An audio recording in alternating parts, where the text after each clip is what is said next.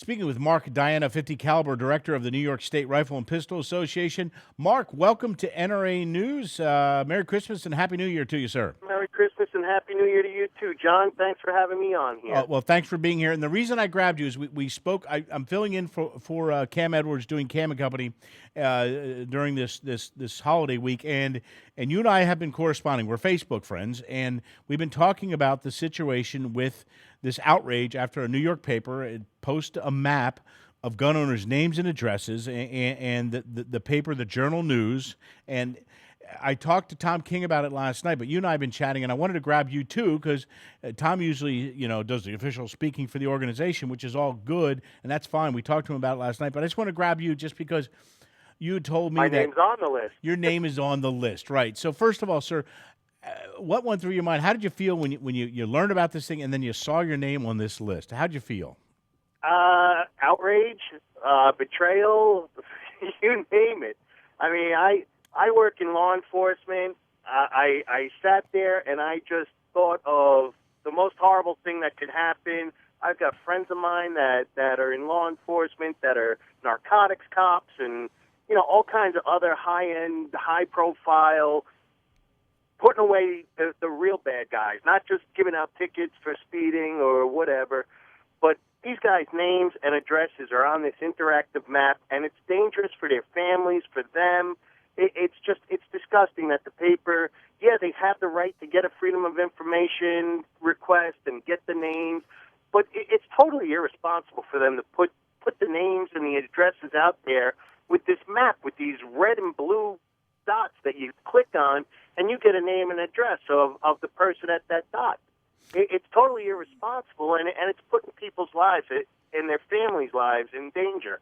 And it's not just them, but now the criminals know what houses probably don't have a gun in them, and they won't have resistance. So they're putting the gun owners at risk, and they're putting the people who aren't gun owners at risk. It's like publishing what airlines, what flights the sky marshals are on, which ones have the flight deck officers on board. Right, You're not going to do that. Right, and Mark, what the question I asked first is, as a newspaper and as journalists, and by the way, for full disclosure, this paper has done this before. So first of all, when I saw this story, I'm suspect that they're doing this again. And then I wanted to be fair, and I said, okay, what journalistic purpose does this serve? What newsworthy purpose does this serve to put this list up? And I'll tell you, quite frankly, I couldn't think of any. Do you think it does anything other than putting people at risk?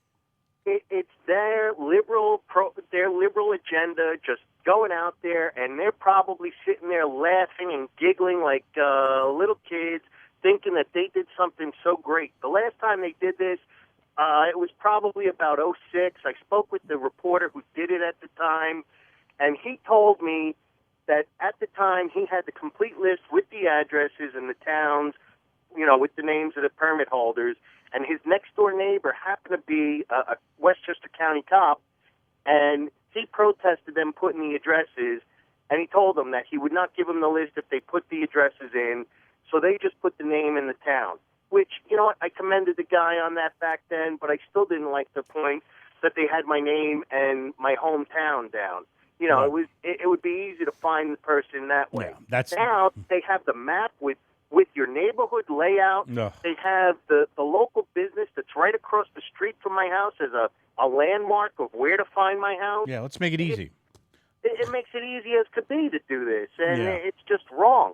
Right, and the paper on Tuesday, the Journal News responded, because this story has not only blown up in the New York and the northeast area of the country, it's getting response. And Mark, I'll say, just like you, the response you gave, a visceral response from people, including my own wife, who was responding to this about how outrageous she thought it was.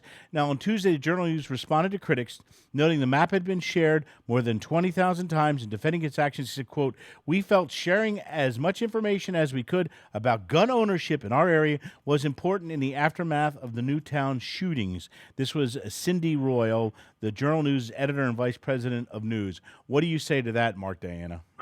Well, the liberal mindset is the gun was the issue. It had nothing to do with the guy's mental health history.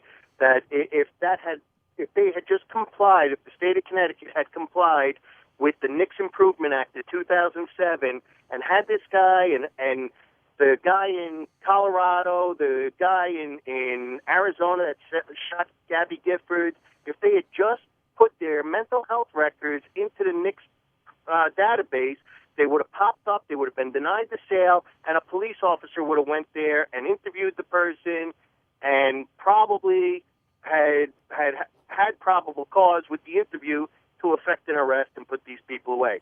This guy in Connecticut, he tried to buy a gun on Tuesday. He was told that there was a 5-day waiting period, Tuesday to the 11th. On Thursday, the 13th, he went to the school, had an altercation with 4 of the faculty members.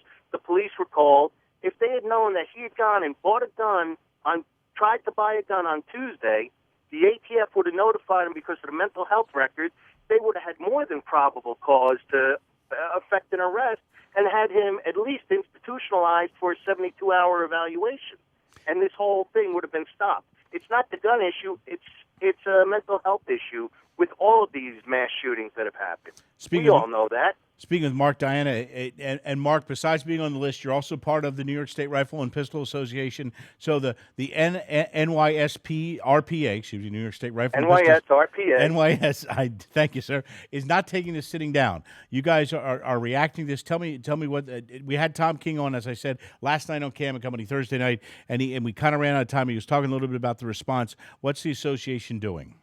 Well, we're asking all of our members to cancel their subscriptions to the Journal News, total boycott of the Journal News, and we're also looking to put together a list. I forwarded a partial list of their national advertisers to our webmaster, and we're going to come together with a list of all of their advertisers with their customer service numbers, and we're going to ask people to contact the advertisers and ask them, as long as this map is on the web, I'm going to stop shopping at your company. And we're hoping that everybody from Bangor, Maine, to Seattle, Washington, to Sarasota, Florida, even the little towns of like Conway, Missouri, turn around and call these big manufacturers like Home Depot and Lowe's and Staples and Dick's Sporting Goods and tell them we're going to stop shopping as long as this list is on the website and there's the map. And let their advertisers feel the effect, and then they'll notify the Gannett News and say, we're not going to advertise with you people anymore. You affected our business. Yeah. And hit them financially. Maybe let the Journal News go out of business and have Gannett sell them to, get rid of them because they're a financial liability. And maybe understand, Mark, that actions like this have consequences. So how can folks get more information about the association and the latest on this boycott? What's your website? They can go to our website, which is www.nysrpa.org. We don't have the list up yet, but we're working on getting all the contact information. We want to do a complete list. We don't want to put up 5 names today and 5 names tomorrow, and we want to have a complete list that everybody will be able to get to. Hopefully, we'll have it by the end of the end of next week, and we'll be able to start really hitting the Journal News hard, hitting them financially, and get their advertisers to stop advertising with them and let them really feel the effects of their actions. Because, as we all know, as law-abiding citizens and gun owners, there is no action without consequences. Absolutely. So check back with the website there to see the latest on this, and check with NRA News to get the latest developments in this story. We'll be following it. And Mark, Diana, thank you so much for what you do every day to preserve and protect the Second Amendment, and thank you for being on NRA News. John, thank you for everything you guys do. You, Cam, Ginny, everybody in production, and everybody at the NRA, and all the NRA members and the listeners, everybody, please have a happy and a prosperous new year. I hope everybody has the best of health and their personal economies turn around and everybody does well. Mark, Diana, thank you so much for being on NRA News. Happy New Year, sir. Have a good one. Thank you.